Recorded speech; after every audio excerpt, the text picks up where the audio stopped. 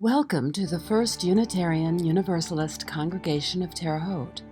This congregation welcomes all people, regardless of their age, religion, race, nationality, ability, sexual orientation, gender identity or expression, or anything else that has been used to divide people. We are a group of people with our own opinions, our own ideas, our own dreams. But we share ideals. We share a common belief in a liberal religion. In our discussions, we may disagree with each other, but we must always remember that what unites us is stronger than what separates us. We must always end the service aware of the love that we have for each other.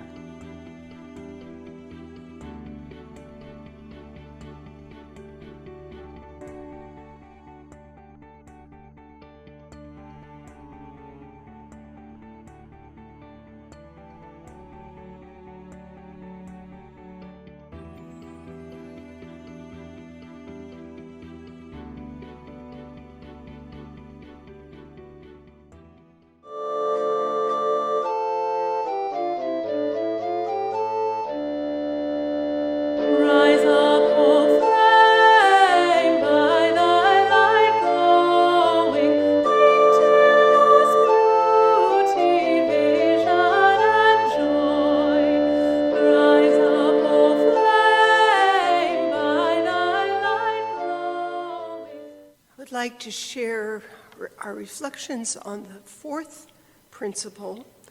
As responsible religious seekers, we recognize that we are privileged to be free, to have resources to pursue life beyond mere survival, to continually search for truth and meaning, to exist beyond bonds of dogma and oppression, and to wrestle freely with truth and meaning as they evolve. This privilege calls us not to be isolated and self-centered, believing that our single perspective trumps all others, but rather to be humble, to be open to the great mysteries of truth and meaning that life offers. And those mysteries may speak to us through our own intuition and experience, but also through tradition, community, conflict, nature, and relationships. As a faith tradition, Unitarian Universalism makes sacred the right and responsibility to engage in this free and responsible quest as an act of religious devotion. Institutionally, we have left open the questions of what truth and meaning are, acknowledging that mindful people will, in every age, discover new insights.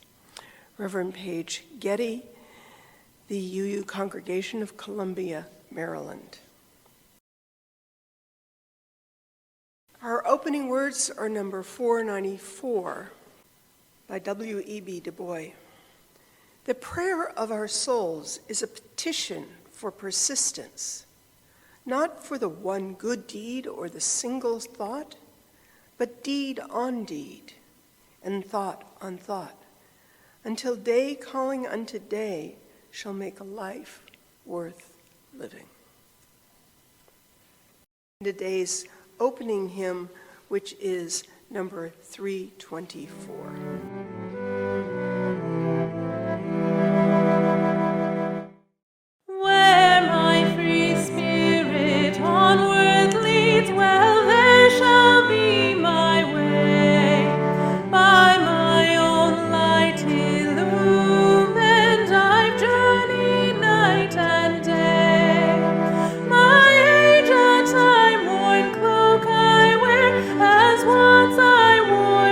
You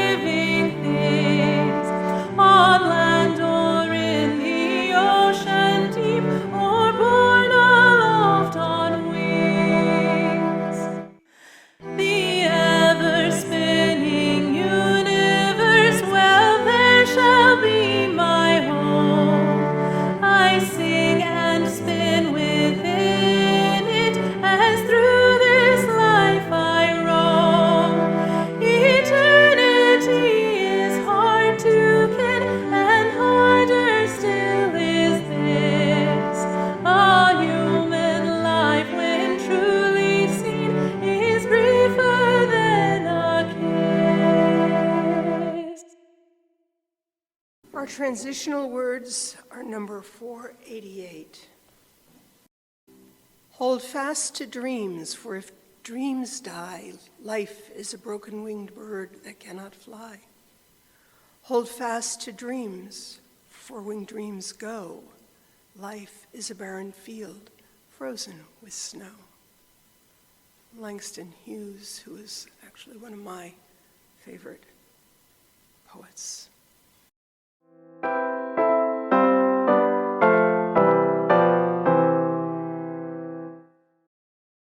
Well, I'd like to thank you for coming out this morning. It's just a beautiful day out there. But I thought we'd be up to our kneecaps in snow, but it kind of snowed all the way around us, guys, so we lucked out a little bit. If you noticed by the title of today's talk, you figured out that it's kind of a goulash, mishmash of stuff that's been rattling around in my head. So we'll start out with the heavy stuff. As many of you know, I serve on the nominating committee of the Mid-America Unitarian Universalist region. That's 12 states in the Midwest. This year, we decided that we were going to make a concerted effort to increase the diversity level of our regional leadership. Now, normally we get a little budget, but normally we give that budget to people who can't afford to go to the regional conferences. And since the plague canceled last year, we had that money left over, and so we spent our money on a 3-month-long group of Zoom classes. And it was pretty intense at times. We had tests, questionnaires. You had to read a book, give a book report, watch a bunch of online videos, and then we had to share a lot of details of our lives. There's a little piece of paper in your order of service today. All this is some of the videos that we had to watch, and that some of these started what I'm going to talk about today. These are worth your time to really go see and pay attention to them. Our whole entire region has 3 people of color. That's it. We had 6. And one person got ill, and 2 people had to move out of the Midwest. And so we only got 3 people of color that are involved in the whole region. Now, when David and I travel, we always try to structure what little vacation we take around going to a Unitarian church. And if I get the chance, I'll talk to the minister or to the board chair. And we've went to Unitarian churches in Florida, Virginia, Illinois, Georgia, and Arkansas. Large congregations and small congregations. And generally, at all of them, we're about as diverse as yogurt. Now, I'm not saying that we're racist, but I do believe that somehow we have to figure out what is going on. It's been my experience that people tend to hang out where they feel welcome. Maybe but in all the discussions that I've had with chairs and ministers and even some people here, I really am not gotten any closer to being able to answer this diversity question. And for the life of me, I fail to understand how a liberal religion such as ours, who have invested so much sweat, money, and even some lives, working for the equality of everyone. How can we be so devoid of so many of the people that we have worked so hard to ensure have equal rights? Now, the congregations that we visited, including ours, we seem to do a real good job welcoming gay, lesbian, transgender people, empowering women, fighting the death penalty or the scourge of war.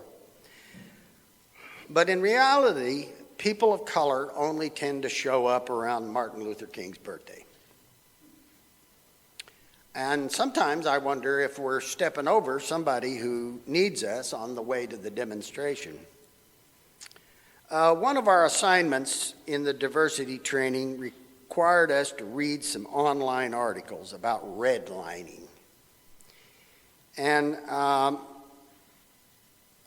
was going through these, and I stopped, took a break, and come back, and at the bottom, you know how the computer sometimes will say, since you read this, you might be interested in that. And it said you might want to read this, and I'd had enough, and so I clicked on an article, and it was entitled, "The 15 Worst Cities for Black People in America." And I immediately started picking my choices for who would get in the top 15. Now, it was based on 2018 numbers, and the ratings were based on a lot of factors, but mostly it was the percentages of black to white, percentages of black to white unemployment, income, black to white income, and probably more important, the percentage of black to white of home ownership. Now, my list personally started out in Selma, Alabama, and then it went to Memphis and Atlanta. You can make your choices. Unfortunately, out of the top 15 worst cities for black people in America, 12 of them are in our region. Of the 3 cities that are not in our region, none of them are in the South. The most appalling thing is that 6 of the worst cities are in Illinois. Number 15 is Chicago. Number 13 was Danville. Number 11 is Springfield. 9 is Kankakee. 7 is Decatur. And last but not least, the 5th worst city for black people in America is Peoria. Now, what's amazing to me is that the absolute worst place for black people in America is Cedar Falls, Iowa. Now, I don't know why, but Indiana didn't make the top 15, but the rest of them were scattered across Wisconsin, Michigan, and Minnesota. I don't get it. Supposedly we won the Civil War, the North did, and yet we can't be. Okay. One of the greatest obstacles to families accumulating wealth is the lack of home ownership. In some of these cities that I mentioned, the percentages of blacks that own homes is maybe like 20%. And that's based on income and, it's not just total numbers, it's on income levels. It's racism. And it's went on for generations, and it's just the systematic denial of black people to a seat at the table. And I don't think a lot of people realize that it ever existed. And one example of that is one of these videos is about redlining. And I think we've talked about it before, but trying to find a red line map is tough. Of Terre, Haute, anyway.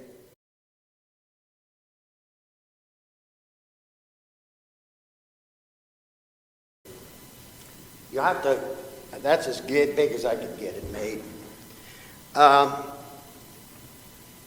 of the red areas is where they deemed that that's where people of color should live. You can look at it after church, but if you live in the blue, these dark areas, you you're not gonna, you couldn't buy a house there if you were black. That, Edgewood Grove, Collett Park, that's the one up there.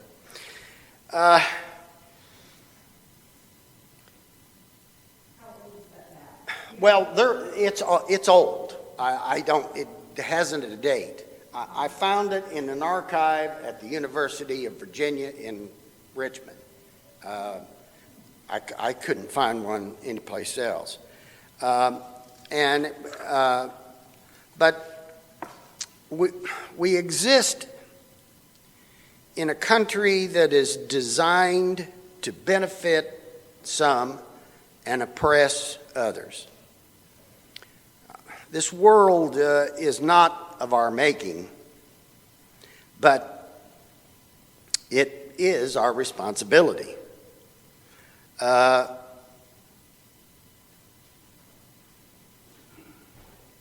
do have to say, in one decent thing, is I found a new version of the 15 worst cities, and Chicago got off the list for 2019. Erie, Pennsylvania took its place.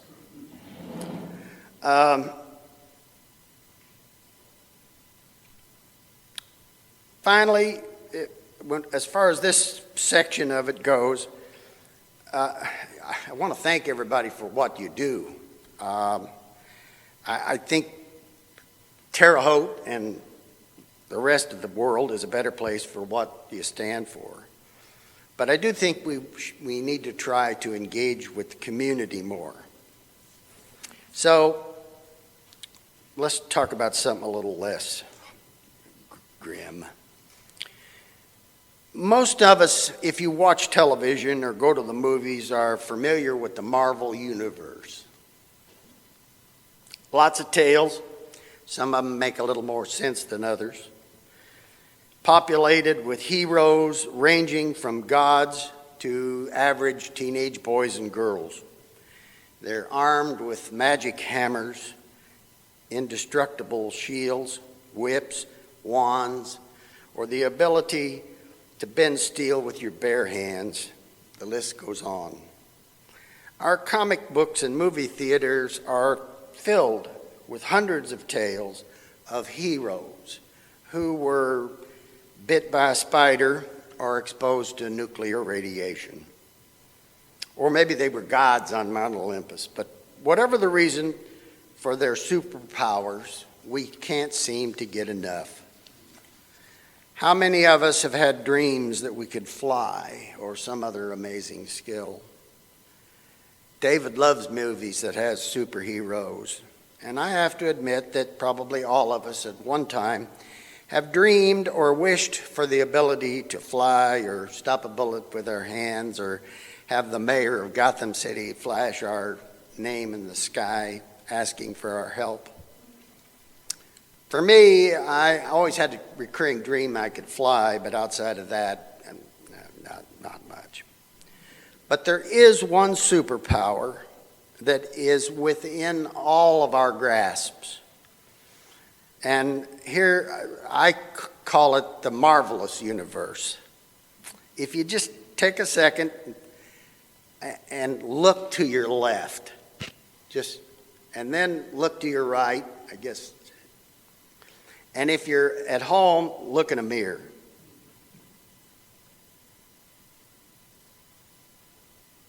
what you just saw was somebody with a superpower, and not just any superpower.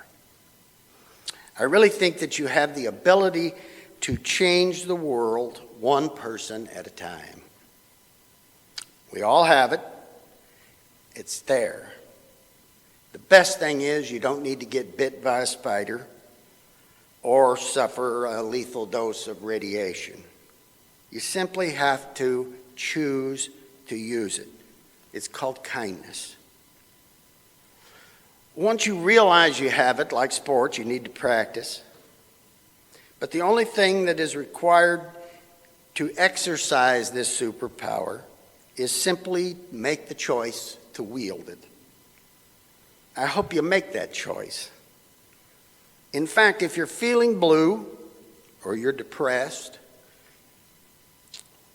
or you feel unloved, just get off your couch and do something for somebody else. It is the ultimate drug. Plus, there's no nasty hangover or police sobriety checkpoint to try to drive around. We tend to flirt with this superpower around Christmas time, but generally by February, we forget that it even exists. Now, I'm not saying you got to go buy presents for people, but the need is really great. Somewhere out there, someone needs your words of encouragement, a hand up, a hot meal, help with a job, or just an ear to listen. Every day, more and more people slip through the limited safety nets in this country. And probably somewhere close to this church today, some family is facing hunger or homelessness. Being of a certain age, I was raised by a generation of people that Tom Brokaw dubbed the greatest generation. In general, it was a group of young men and women who gave their lives, their limbs, to rid the world of the brutality of fascism. It's amazing that in only 75 years that we have gone from saving the world to a nation in which millions are selfish, arrogant fools, incapable of wearing a mask, and they only feel safe when they're well armed or in their own alternate reality. Many ministers preach that if you're poor, it's because you're lazy, untrustworthy, or probably addicted to drugs and alcohol. Our politicians always tout how high the stock market is, unable to grasp that it only tells how well off the well-off are. Somehow we need a new yardstick that measures how the lowest people in our society are doing. Our country has fragmented into tribal camps, with each group believing the other group is wrong, or lying, or worse. But no one group can be totally right or all wrong. I'd like to invite you to join this universe, and maybe we can become a new generation that maybe in 75 years, some historian will write a book about us and the time that America got off its butt and finally made itself great. Now that's all I got, but after I wrote this, just a week or so ago, I was on YouTube and I saw this video. And we're going to show a video. Her name is Alexandra Billings.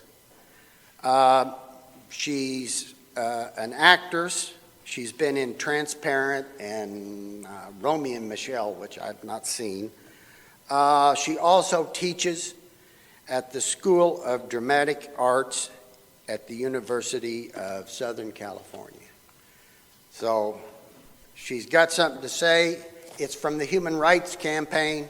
So basically, she's talking to people like us.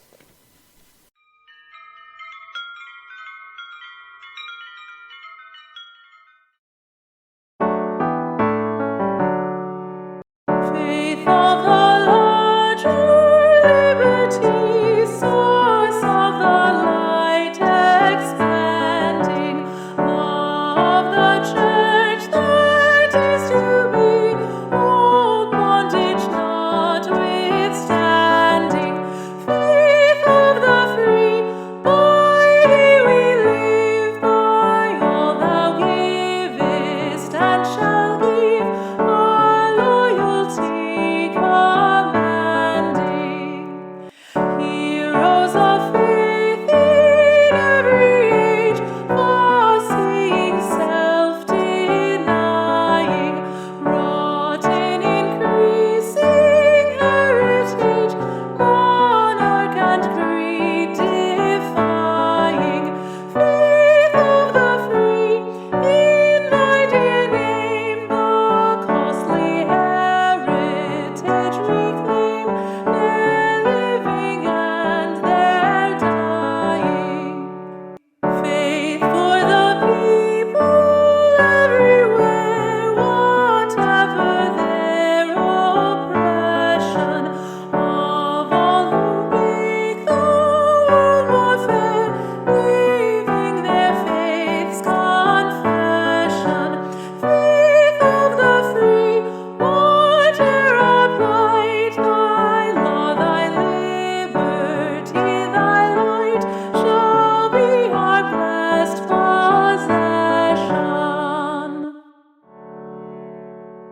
May the blessings of love rest upon you. May peace abide with you. May God's presence illuminate your heart now and forevermore. Go in peace. Know that you are loved and that your life is sacred.